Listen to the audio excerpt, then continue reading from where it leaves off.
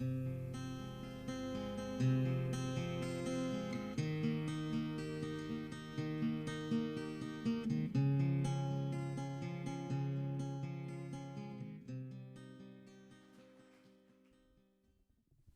I must admit, having heard the previous two speakers, I'm feeling pretty nervous. There's a pretty big act to follow. First of all, I'd like to start off by thanking the Gaia Foundation and all the other organizations that have been responsible for today. In particular, I'd like to thank the Gaia Foundation for first introducing me to Thomas Berry's work and later to Thomas Berry himself. Thomas, as you've heard, is a wonderful elder of our tribe. And by our tribe, I mean people like the people in the room here today, like all of you, who have a concern with trying to change the world so that we can live as human beings in a way which is mutually beneficial with the rest of the members of the Earth community. And I'd also like to thank the Gaia Foundation for flying me all the way from Cape Town here to give me the opportunity to pay tribute to a man who has had a very great influence on my life and my way of thinking, and who I think is really somebody who is valuable and has been inspiring, not only through his writings, but when you meet him, he has a wonderful sense of humor. He never forgets to notice the flowers, to have that intimate, earthy connection with the world around him. And I'd like the range of Thomas's writings and the depth of his work is so great that it's very hard to encapsulate their meaning in relation to law. So I'm going to just take one initial statement and try and show you how one aspect of his work has absolutely fundamental implications for law. That statement is one you've heard already today. The universe is a communion of subjects, not a collection of objects. Now,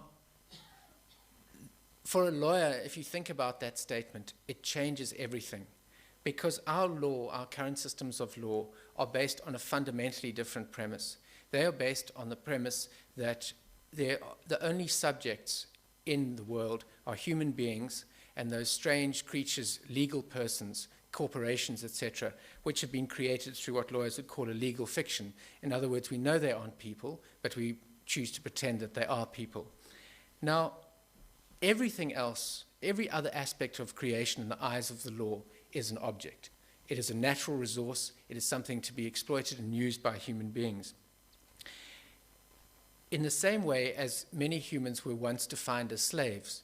Now, obviously, one of the most important things about being legally defined as an object is that you are incapable of having rights. So if this lectern is defined as a thing, the idea of lectern rights becomes absurd because it's inanimate. It's something which is subject to the laws of property. In other words, legally speaking, my relationship as a subject with an object like this lectern is about how I can exercise my rights of exploitation.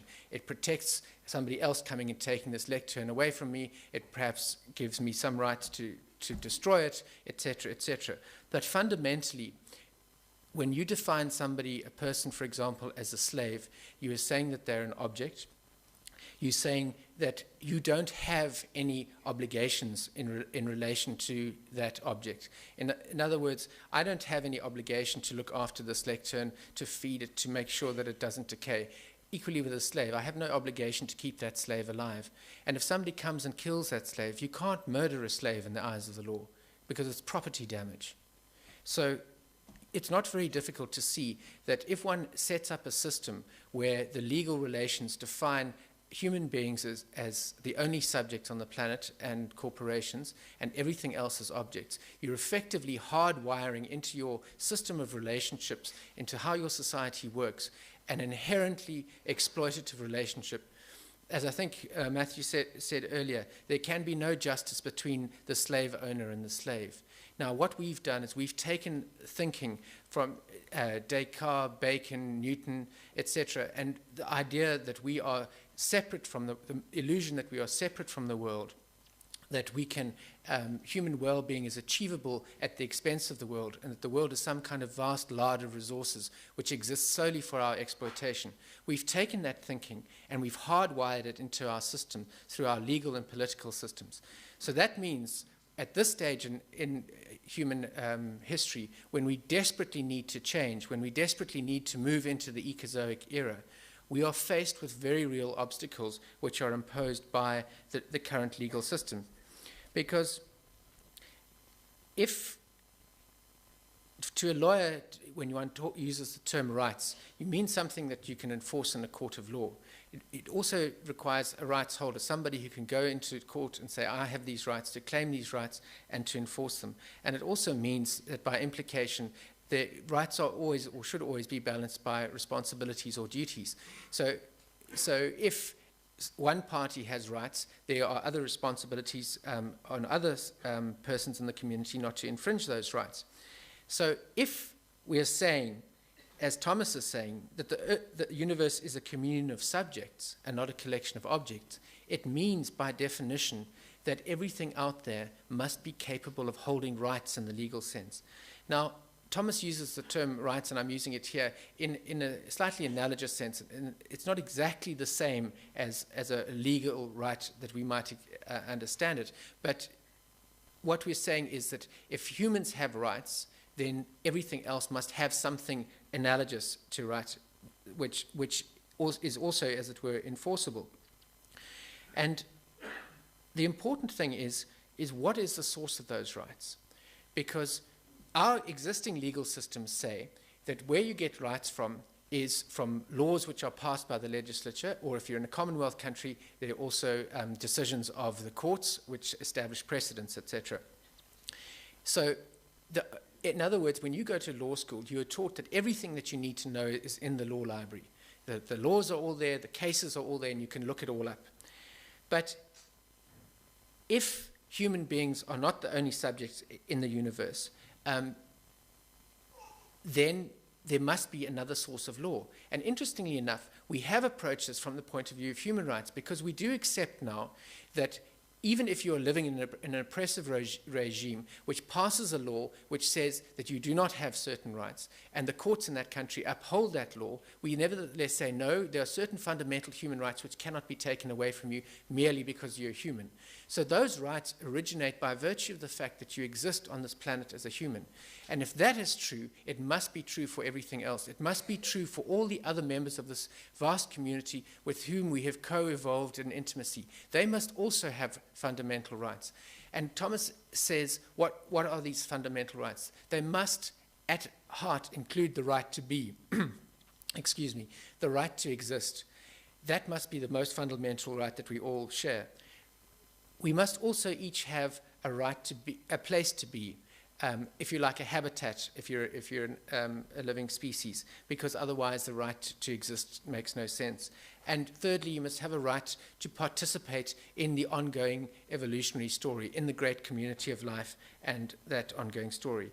After that, the rights may differ.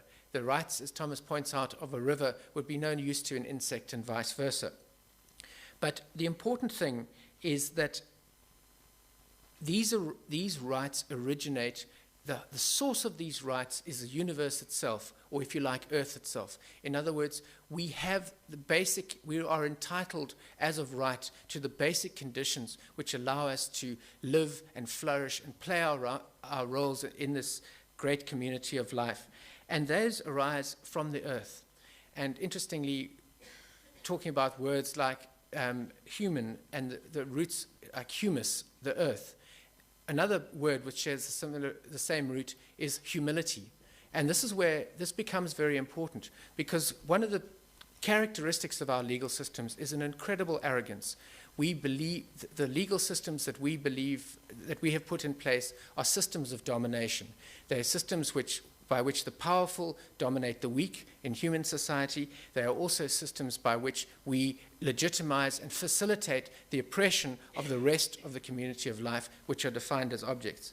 Now, if we, in our arrogance, have forgotten the fact that there is another much more fundamental source of law than Parliament, and that is nature itself, Earth, So if we accept that, this is where the word humility comes in, because what is required is a becoming humility, that we are but members of this greater system of order. We are but one member of this greater community of life. And quite frankly, if we disappeared, the greater community of life could continue. It would have lost certain aspects, it would have lost certain aspects of consciousness, etc., but most of it could continue, and possibly in some ways a lot better without us. So the dangerous arrogance which law has got into is based on the belief that human welfare and well-being is attainable at the expense of the rest of the world, of the community, the earth community. And because the rest of the earth community are defined as objects, as things, the question of justice doesn't arise. But what Thomas's work is saying is that is fundamentally incorrect. What we are talking about is a system, a community held together by relationships, and the freedom of one member of that community is indivisible from the freedom of the whole. Now, when I first came across some of these ideas, and I had a sense of déjà vu, in a sense, because I was born as a white South African male into a society of domination. When I was growing up in South Africa, apartheid was the political system, and I was born into the oppressor class, if I can put it that way. And the argument was essentially that one particular part of the society, the white people, were inherently superior to the rest of the society, and therefore it was appropriate to have a system of laws which allowed that group to dominate the rest and to exploit the rest. But as we know, that was a heresy, and the interesting and ironic point about it was that white people themselves couldn't be free to be fully human, to be generous, to have connected relationships, to feel good about themselves, to feel a proper sense of belonging and self-worth, unless other South Africans were also free. In other words, it took a long time for people to realize this, and I think many have only realized it after the advent of democracy in South Africa. But the freedom of the oppressor class was inherently tied up with the freedom of the whole community. And the only way to get there was to give up domination and to grant full rights to everybody. It wasn't capable of being achieved by saying, oh, we'll just be a little bit nicer to everybody else, to the black people, but we're going to stay in charge. We won't oppress them quite as badly. No, it's a question of fundamental principle, and the only way to achieve it is by going the whole hog and saying we're a community, and a community can only be healthy if it's based on the recognition that everyone has certain fundamental basic rights, that we're mutually interdependent. In other words, we all depend on one another for our well-being, and based on a question of respect. Now, our legal systems, though, are based on a mechanistic understanding of the world. So if you look at environmental laws, a lot of them, and they're getting more and more complex and more technical, are about whether or not you can put 30.5 tons of sulfur into the atmosphere per annum or not at a particular site. So if you put 30.6 tons of sulfur, you're in trouble. If you put 30.4 tons of sulfur into the atmosphere, you're fine. Now, the problem of this is a kind of a mechanical specification. This is not the language of relationship. In the question, if we're talking about family law, some other area of law, where one is concerned with maintaining relationships, one arranges your law in a completely different way. One moves, for example, back to ideas which are inherent in many indigenous systems of law, including African customary law, of restorative justice. The important question when there is a breakdown in relationship is not so much to say who was wrong and to punish them. The important question from the point of view of maintaining the community is to restore the damaged relationship. And this is also the thinking which you saw behind the Justice and Reconciliation Commission in South Africa after the end of apartheid. Because from that perspective, where you see people behaving in barbaric ways to one another, it is a symptom of a deeper malaise. It's a symptom of a breakdown in relations in the community, and the most important thing is to restore that community. And the word love has been mentioned several times already today. And there's an extraordinary sense in which we started off with a mechanistic view of the universe, that it was all, well, we didn't start there. We had a very integral understanding of the universe when we were tribal peoples. But we gradually, with Descartes and others, got into the situation where we had a mechanistic view of the universe, which was, and scientists went out to try and understand the little Lego blocks which you stacked up on top of each other to create the universe. And eventually realized that they were barking up the wrong tree, because it's not the bits that are important, it's the relationship between them. So, in fact, what we're talking about, the nature of reality, it seems to us, the nature of this community, is much more like a vast, whirling, celebratory cosmic dance. Because a dance is not the dancer or the music or even the dance step. It's the relationship between all of them. And there's some incredible way in which everything in this universe is intimate with everything else. This is what Thomas is talking about when he talks about the communion of subjects. And my knowledge of new physics is very limited, but I understand that these most amazing things, ways in which subatomic particles can become entangled, so that they enter into a relationship, and you then can move them to the opposite ends of the universe effectively, and if you change the spin on one, the other will change as well. That's instantaneous. It's the communication. I'm not sure if they know how fast it is, but it's a lot faster than the speed of light, and it may be, as far as we can tell, it's instantaneous. So at the most fundamental level, everything is interconnected, and every level of the universe is like that. And it seems that the universe is constituted, Earth is constituted, this community, by attraction, by a need for intimacy, a connection from the most subatomic level all the way up. Every community, if you think of human communities, they're held together by relationships. Communities also aren't tangible. A village is not the houses or the people. It's what's constituted by the relationships between them. You can have lots of people living next to each other and no community. So what becomes important is relationships, and the most intimate and intense relationships are loving relationships. And there is a kind of incredible love in nature which one observes even in predator-prey relationships, where you get little potter wasps who go out and build little nests and perhaps get caterpillars and sting them and paralyze them and lay their eggs on them so that they will feed their prey. It can seem cruel in some ways, but there is an amazing interconnection and, if you like, a love which holds the whole universe together. And our law is not based on that.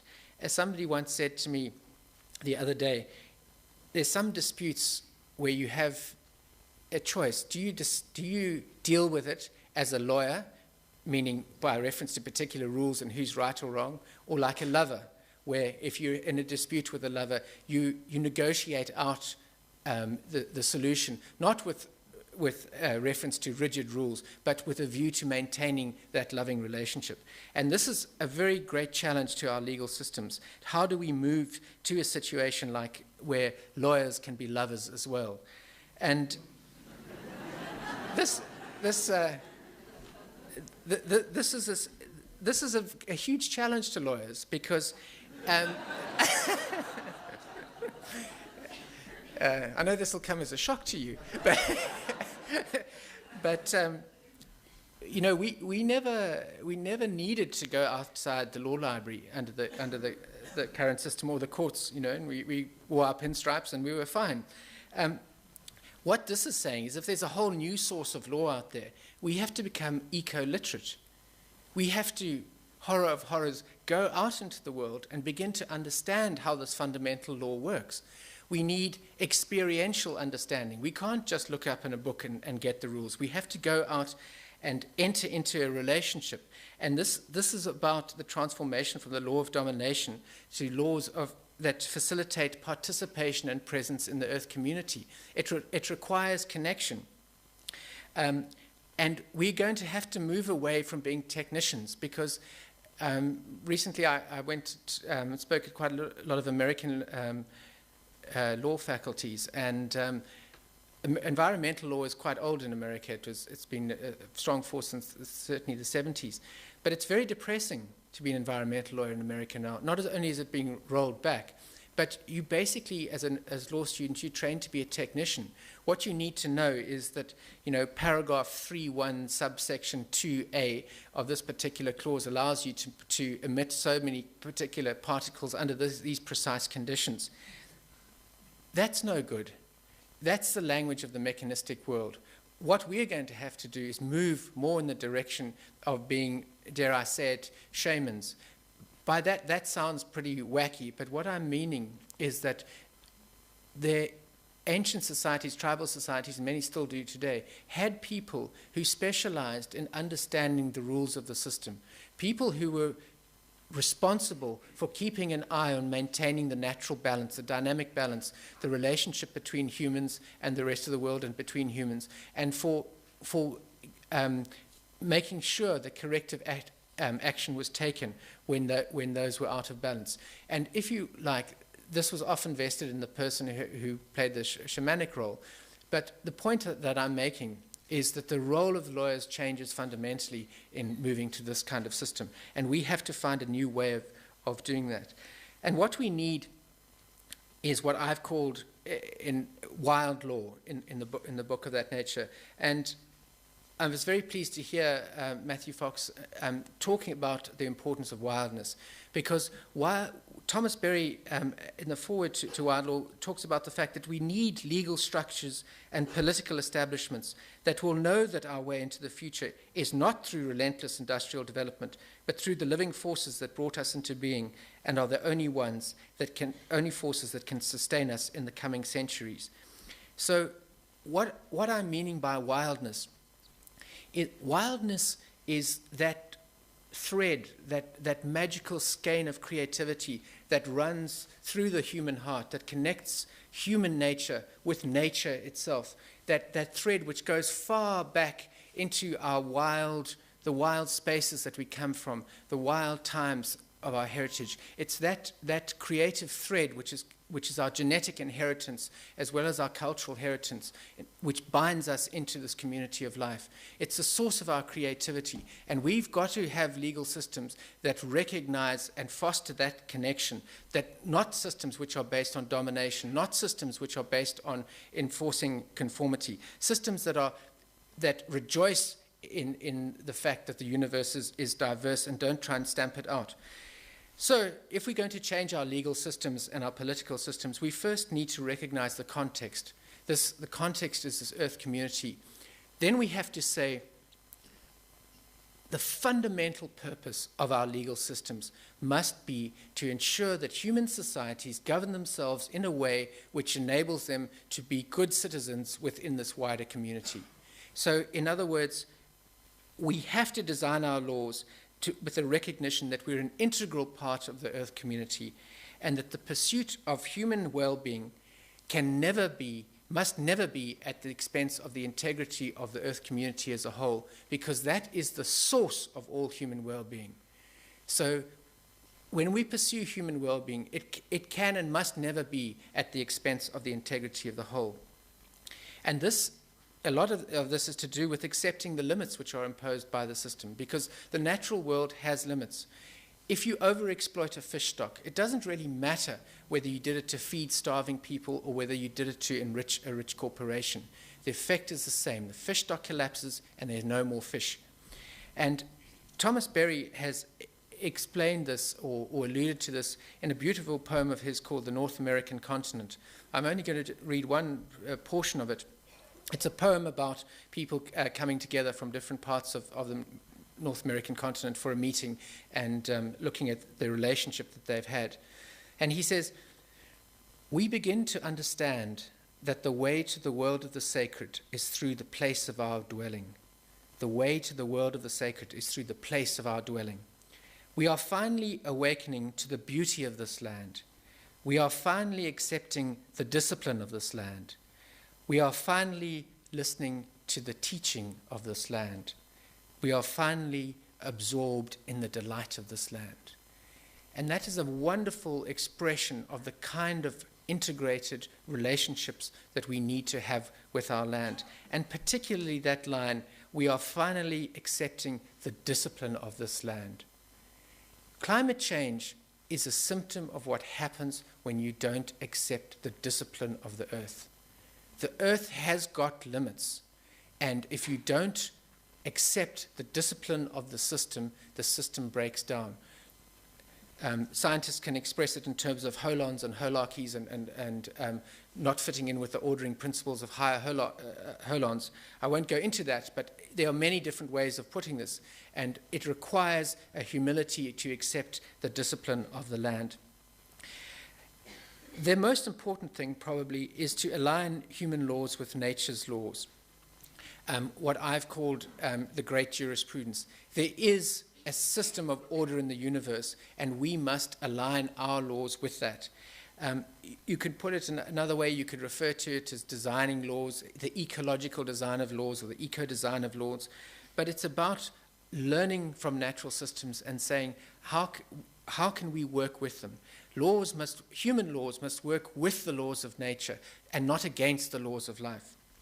So we observe in nature where we observe that things operate in balances and cycles, that one animal's waste is food for another, and that those cycles can continue.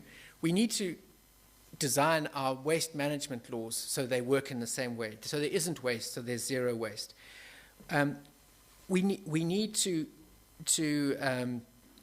foster diversity in every way. So we need to accept that there must be regional variations, that communities must have the power to govern themselves as far as possible, because the source of the rights to govern is not a question of devolving them down from Westminster as we currently see them. The source is the earth. The rights come up, we have those inherent rights, and we over time have, as it were, delegated some of those powers upwards. We need to reclaim some of those rights. And how are we going to go about this process? Well, the fact is that the earth is in transition. Our system is heavily stressed, and it's changing fast. The question is not whether we can produce the change. The question is, what is the nature of the change going to be? Are we going to go further down the industrial mode until the system breaks down to the extent that we are excluded from the family, from the community of life? Because what I want to emphasize here is that what I'm talking about is making law more real and more down to earth. People often say, well, it's a bit pie in the sky, your ideas. There is no alternative to complying with the laws of nature and the laws of the universe. If you break the laws of the community, eventually you will be excluded from the community, if necessary, even if that involves the extinction of our species. So one must understand that what I'm talking about is getting down to earth, being real, looking the situation in the face and saying however difficult it is, we have to fit in with the greater system. And if you start even at a small local level and you begin building communities, try and building communities of people and that relate to the wider earth community around them, you will soon come up against the laws that need changing. I had the privilege of lecturing recently in America with Thomas Lindsay, a lawyer from the Community Environmental Legal Defense Fund, who has been working with communities in the United States. One of these communities, or in fact several of them subsequently, have passed a law, a bylaw, which says that if corporations come and spread sewage sludge on fields in their area, which has caused the death of at least 2 children, they will be stripped of their rights of personality and of the civil rights which corporations enjoy under American law by virtue of the fact that they're regarded as legal persons. And it also gives rights to what they call natural communities. And how this came about essentially is that communities tried to pass laws there to maintain standards. They didn't want toxic sewage sludge being spread on their land. The corporations lobbied the state-level legislature to pass laws which effectively overruled the community's laws. And the communities realized that the only way in which they could stand up for themselves, it was a question of fundamental democracy, that they had to assert the right of the people to rule themselves. They had to have that power to look after that little portion of the earth, that little ecosystem, that little earth community of which they were part. And they effectively also realized that there is no other way of doing this. Because the freedom is indivisible, fighting for the rights of people, the rights of community, must be the rights of the whole community. And what's interesting is if one looks at the great social movements that we've had in the past, if one looks at the abolitionists and the suffragettes in America, as Tom Lindsay says, slavery was legal. Women were not entitled to vote. This was enshrined in the Constitution. And the abolitionists didn't go and fight to have established a slave protection agency, like an environmental protection agency. They didn't say, we want an agency that's going to say that you may only flog your slave 5 times a day and no more. No. They said this is a fundamental issue of rights. It's not a question of ameliorating the conditions of oppression. Slaves are human beings and they're entitled to full rights, and we don't care what the law says. We don't care what the Constitution says. We are going to fight for those rights, and there are social movements which drive those rights into the Constitution. So perhaps it's time to consider the fact that we need to reinvigorate what has been called environmental and social movements. Is it not the time now to say that fundamentally there's no way forward, there's no way to solve these myriads of symptoms like the destruction of biodiversity, climate change, etc., unless we go to the heart of the question and we say, we are part of this earth community. If this community is going to prosper, and we can only prosper as part of that community, we have to fight we have to we have to recognize basic rights for all the members of that community. We have to recognize our mutual interdependence and respect, and we have to change our governance systems to reflect that. To end off, I would just like to read a portion from, in a way, a poem called Claim to the Country. These are words which have been put together by archivists looking at the archives, the writings of 2 people, Wilhelm Blake and Lucy Lloyd, who worked with San people who were imprisoned in the Cape. And these are the words of a people, Bushmen or San people, who are now extinct. And what I'd like you to think about when listening to them is just listen to what we once knew and what we've now forgotten. The sense of connectedness, the radically different consciousness which these people, our predecessors, and the San are arguably the first of first people, had.